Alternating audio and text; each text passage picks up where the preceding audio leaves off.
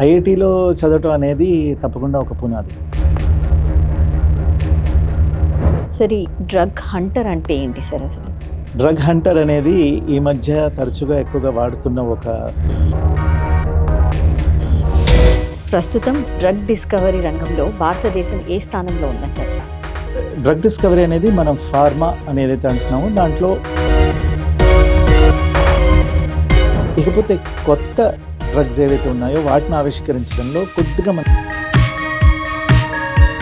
ఈ కనీసం డిస్కవరీ తాలూకు భారతదేశంలో చేయగలిగితే 30-50% వరకు.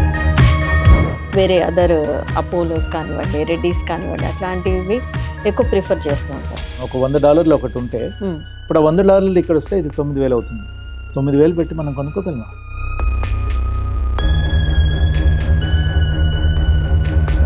మన దేశంలో మన ప్రజల కోసం మనకి అందుబాటు ధరలో ఉండేందుకు జెనరిక్స్ని చేస్తే తప్పేమిటి?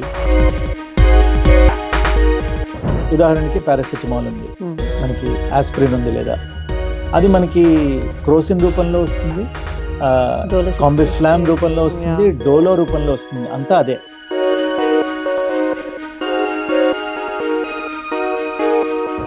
సార్, ఒక కొత్త మందును మార్కెట్లోకి తీసుకురావడానికి ఎంత సమయం పడుతుంది సార్? ఇప్పుడు ఒక మాత్ర మన చేతిలో ఉందంటే దాని వెనకాల 15 ఏళ్ల శ్రమ ఉంది. మనిషి యొక్క తెలివితేటలు, మనిషి యొక్క సామర్థ్యం, ఇప్పుడు ఏఐ కూడా కలిసిన తర్వాత మన ఉద్యోగాలని, మన చదువుని, మన వీటిని ఇది మనకే లేకుండా చేస్తుందా అనే ఒక ప్రశ్న వస్తుంది. అది చాలా తప్పు నన్ను అడిగితే.